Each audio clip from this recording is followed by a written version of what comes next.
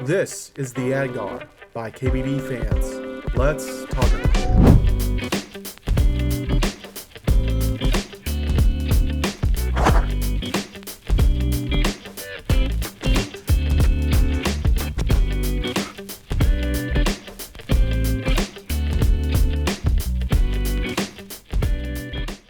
Hey everyone, welcome back.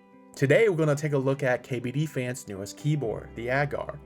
It is a unibody design that comes in stock with round 2 ready to ship on March 10th, which is a nice change of pace from the usual group buy waiting games. Let's get into the details. This board brings together a sleek unibody construction, solid anodization, and a fairly accessible price point of $125.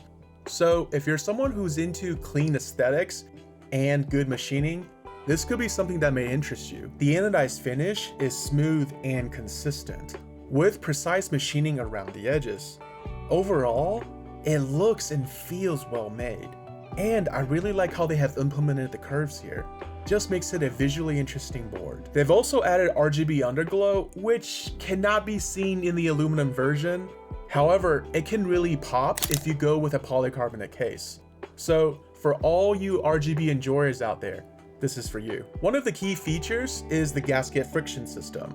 Typically, a unibody design rely on an O-ring or a tray mount, each with its own drawbacks. O-ring mounts generally give you a pretty decent tight feel, but require you to use clip and stabs only, so a slight limitation on stab choices. On the other hand, tray mounts give you stab flexibility, but at a cost of a pretty harsh typing experience and a dull sound profile. Here, KBDFans has found a way to combine the tight feel and sound benefits of an O-ring mount with stabilizer compatibility. They're using silicone blocks to hold the plate in place. While I haven't had the opportunity to do any long-term testing yet, it is worth noting that silicone can wear down over time. For my build, I have tried it with and without foam, and the plate held securely without any rattling under normal uses.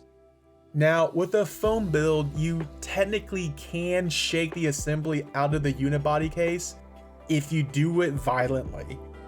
But please be nice to your keyboard. They've also included a magnetic Pogo pin connector for the daughterboard, which is a nice quality of life feature that makes assembly and disassembly a lot more convenient, and reduces any potential damage in the long run, particularly in a unibody design. And the fact that it is a leaf spring pin, there should be no dead zones while you're typing. This board follows the HHKB layout, and I'm going to nerd out a little bit here. The layout was designed by Dr. Aichi Wada, and it's been a favorite since the late 90s for programmers and coders, because the layout is designed to include the 60 essential keys for Unix programming. This layout prioritizes speed, efficiency, and comfort while typing.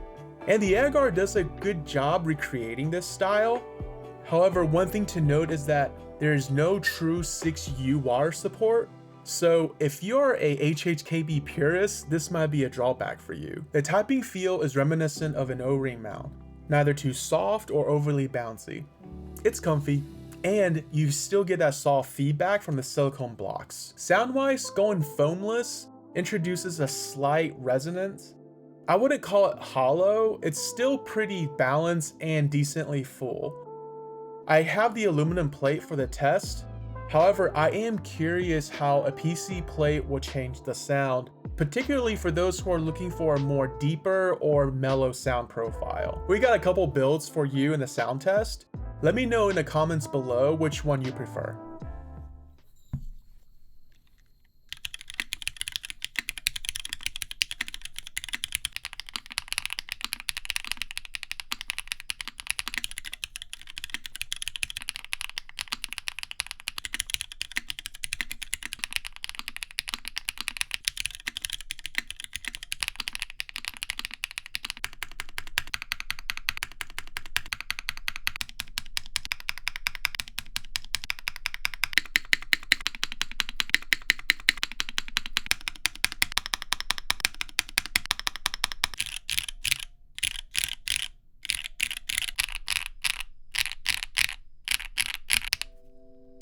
KBDFans recommends building this board with at least a case foam.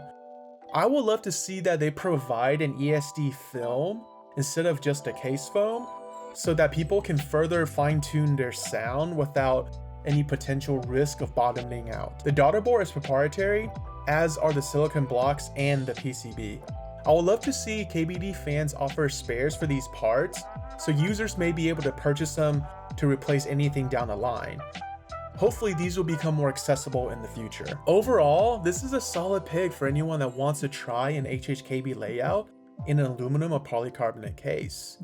The build quality is good, the mounting system is well thought out, and the fact that it is an in-stock makes it a pretty attractive option. The pros include a well-machined unibody case, thoughtful gasket friction mount, decent pricing, and a pretty straightforward assembly. On the cons side, there's the proprietary nature of some of the components, the lack of 6U stabilizer support for the die-hard HHKB fans, and the long-term durability of the silicone blocks.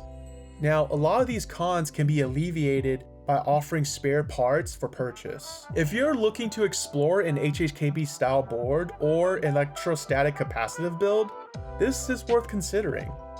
That's it for this review, and thanks for watching. If you find this review helpful, please give a thumbs up and subscribe. It really helps the channel out. I'll catch you in the next one.